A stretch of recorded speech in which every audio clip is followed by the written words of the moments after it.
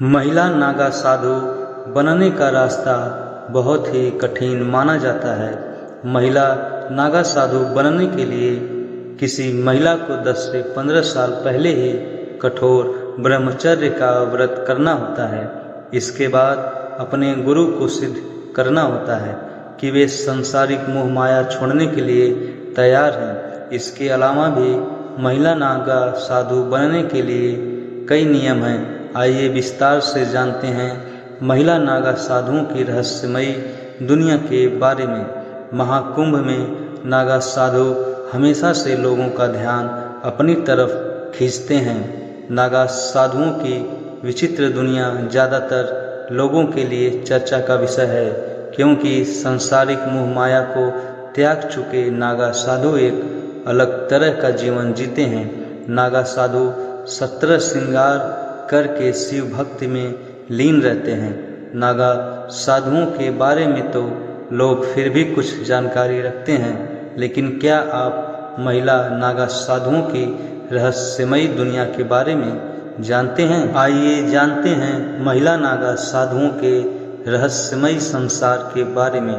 पुरुष नागा साधुओं से इनका जीवन अलग होता है। महिला नागा साधु सांसारिक जीवन छोड़कर आध्यात्मिक जीवन अपना लेती हैं। यह गृहस्थ जीवन त्याग देती हैं। इनका दिन पूजा पाठ से शुरू और खत्म होता है। महिला नागा साधु शिव और पार्वती के अलावा माता काली की भक्त भी मानी जाती हैं। पूजा पाठ इनके जीवन का मुख्य आधार है। कई चुनौतियों का सामना इनको करना पड़ता है। महिलाओं के लिए नागा साधु बनने का रास्ता बेहद कठिन है। इसमें 10 से 15 साल तक कठोर ब्रह्मचर्य व्रत का पालन करना पड़ता है। गुरु को अपनी योग्यता और ईश्वर के प्रति समर्पण का प्रमाण देना होता है। महिला नागा साधुओं को जीवित रहते हुए अपना पिंडदान और मुंडन भी अनिवार्य है। नागा साधु बनने की प्रक्रिया में महिलाओं को कई कठिन परीक्षाओं से गुजरना पड़ता है। महिला नागा साधु बनने के बाद सभी साधु साध्वियाँ उन्हें आदर से माता कहती हैं। पुरुष नागा साधुओं में 2 प्रकार होते हैं, वस्त्रधारी और दिगंबर। यह उनका चयन होता है कि उन्हें शरीर पर कुछ वस्त्र धारण करना है या फिर पूरी तरह से निवस्त्र ही रहना है। लेकिन महिला नागा साधुओं के लिए यह नियम है कि उन्हें केसरिया वस्त्र धारण करना ही होगा। वे दिगंबर नहीं रह सकती।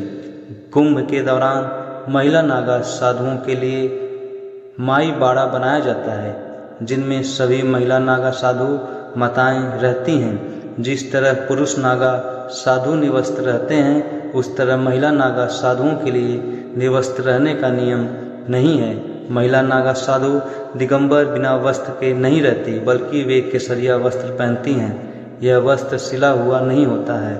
यह रंग उनकी धार्मिक आस्था का प्रतीक है। केसरिया रंग के लंबे वस्त्र को महिला नागा साधु इस तरह से धारण करती हैं कि उनका पूरा शरीर ढक जाए। एक नागा साधु की दिनचर्या आध्यात्मिक साधना से भरी होती है। वे सुबह ब्रह्म मुहूर्त में उठकर शिव जी का जाप करती हैं। दोपहर में भोजन के बाद फिर शिव जी का जाप करती हैं।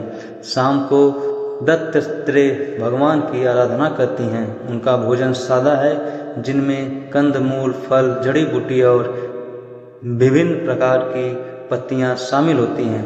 महिला नागा साधु पूरी तरह से प्राकृतिक और बिना पका हुआ भोजन ही करती हैं। कुंभ मेले में महिला नागा साधु भी शामिल होती हैं।